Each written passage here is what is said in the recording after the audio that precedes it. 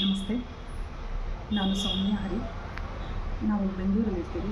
But ನಾನು ಮೂಲತಃ ಕಂಪ್ಲಿಯವಳು. ಕಂಪ್ಲಿ ಕೋಟೆ, ತುಂಗಭದ್ರಾ ನದಿಯ ತೀರದವರು. ಇವತ್ತು ನಾನು ಈ ವಿಡಿಯೋ ಯಾಕೆ ಮಾಡ್ತಿದ್ದೀನಿ ಅಂದರೆ, ಒಂದು ಚಿಂತನೆ ಮಾಡೋದ್ರ ಬಗ್ಗೆ. ಅಂದರೆ ಇದು ನನ್ನ ಮೊದಲನೇ ವಿಡಿಯೋ. ಹೀಗೆ ನಾನೊಂದು ಆರ್ಟಿಕಲ್ ಬರೆದಿದ್ದೆ, ವಿತ್ತದತ್ತ ಜಗದ ಚಿತ್ತ ಎತ್ತ ಪಯಣವೋ ಗೊತ್ತಾ ಅಂತ. ಇದರಲ್ಲಿ ಈ ಒಂದು ಆರ್ಟಿಕಲಲ್ಲಿ ವಿತ್ತ ಅಂದರೆ ಹಣದ ಹಿಂದೆ ಹೋಗ್ತಿರೋ ಒಂದು ಜಗತ್ತು ಎಲ್ಲಿಗೆ ಹೋಗ್ತಾ ಇದೆ, ಯಾವುದಕ್ಕೋಸ್ಕರ ಹೋಗ್ತಾ ಇದೆ, ಯಾರಿಗಾದ್ರೂ ಗೊತ್ತಾ? ಅದಕ್ಕೆ ಕೊನೆ ಎಂದಿದೆ ಗೊತ್ತಿಲ್ಲ. ಈಗ ಹೆಂಗಾಗ್ಬಿಟ್ಟಿದೆ ಅಂದರೆ, ಮೊದಲು ಬದುಕೋದಕ್ಕೋಸ್ಕರ ದುಡಿತಾ ಇದ್ವಿ, ಈಗ ದುಡಿಯೋದಕ್ಕೋಸ್ಕರನೇ ಬದುಕಾಗೋಗಿದೆ. ಆಯಿತಾ? ಅದು ತಪ್ಪು ಅಂತ ಹೇಳಲ್ಲ. ಈಗ ನಮ್ಮ ಕನಸುಗಳನ್ನು ನಾವು, ಕೆಲವೊಂದು ಗುರಿಗಳಿರುತ್ತೆ, ಕೆಲವೊಂದು ಟಾರ್ಗೆಟ್ಸ್ ಇರುತ್ತೆ, ನಾವು ಅದನ್ನು ಫುಲ್ಫಿಲ್ ಮಾಡಬೇಕು ಅಂತಲೇ ನಾವು ಕಷ್ಟಪಡೋಣ, ದುಡಿಯೋಣ.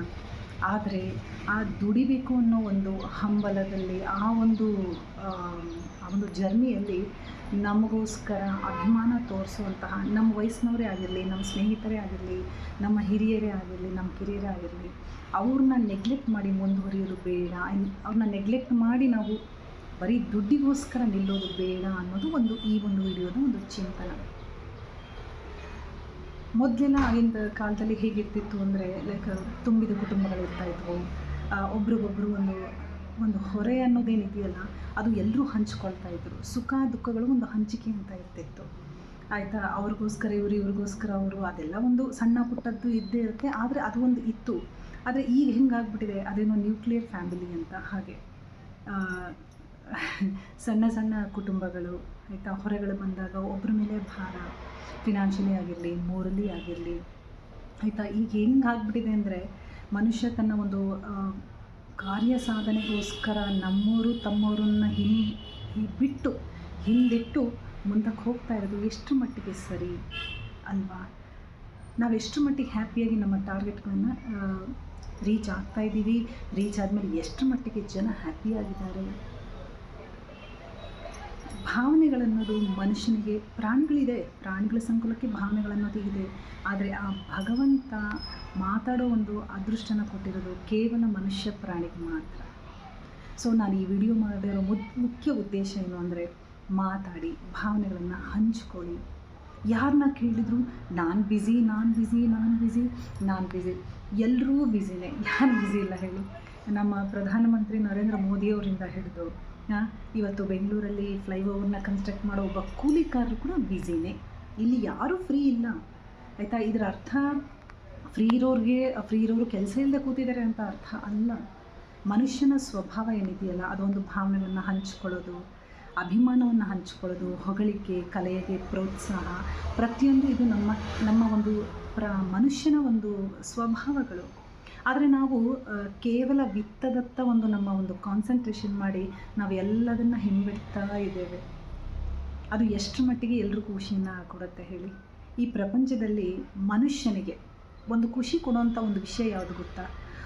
ಒಂದು ಮನಸ್ಸು ಇಲ್ಲ, ಒಬ್ಬ ವ್ಯಕ್ತಿ ನನಗೋಸ್ಕರ ಇದ್ದಾನೆ, ನನಗೋಸ್ಕರ ಒಂದು ಜೀವ ಇದೆ.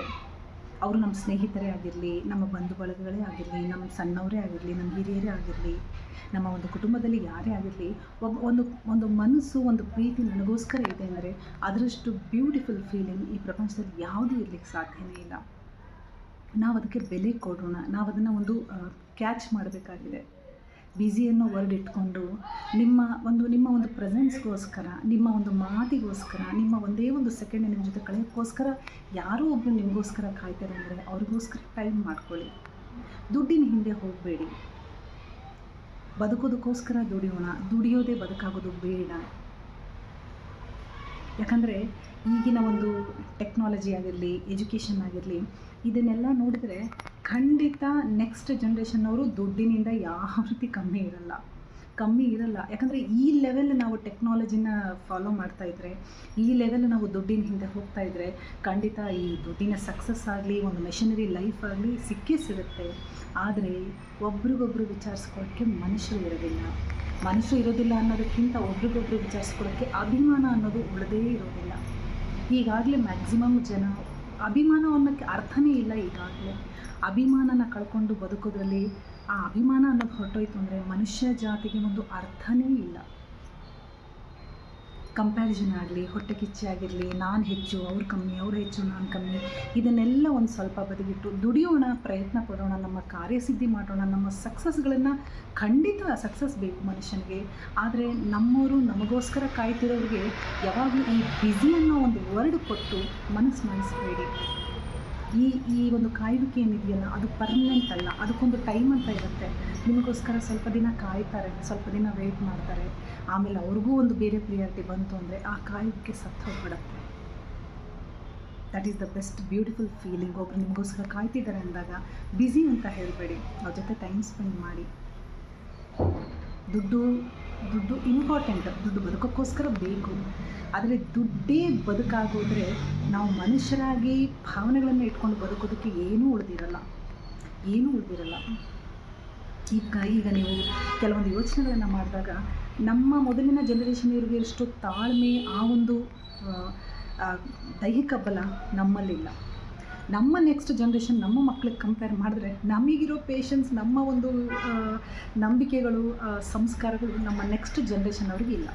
ಇನ್ನೊಂದು 3-4 ಜನ್ರೇಷನ್ ಹೊಟ್ಟೋಯ್ತು ಅಂದರೆ ಆ ಜನ್ರೇಷನ್ನವ್ರಿಗೆ ದುಡ್ಡು, ಟೆಕ್ನಾಲಜಿ ಬಿಟ್ಟರೆ ಬೇರೆ ಏನೂ ಕಾಣಿಸಲ್ಲ. ಅವ್ರಿಗೆ ಸಂಸ್ಕಾರ ಕಾಣಿಸಲ್ಲ, ಅಭಿಮಾನ ಕಾಣಿಸಲ್ಲ, ಹಿರಿಯರಿಗೆ ಮರ್ಯಾದೆ ಕೊಡಬೇಕನ್ನೋದು ಕಾಣಿಸಲ್ಲ, ಅಡ್ಜಸ್ಟ್ಮೆಂಟ್ ಅಂದರೆ ಏನು ಅಂತ ಗೊತ್ತಿಲ್ಲ, ತಾಳ್ಮೆ ಅನ್ನೋದಂತೂ ಮೊದಲೇ ಗೊತ್ತಿರಲ್ಲ.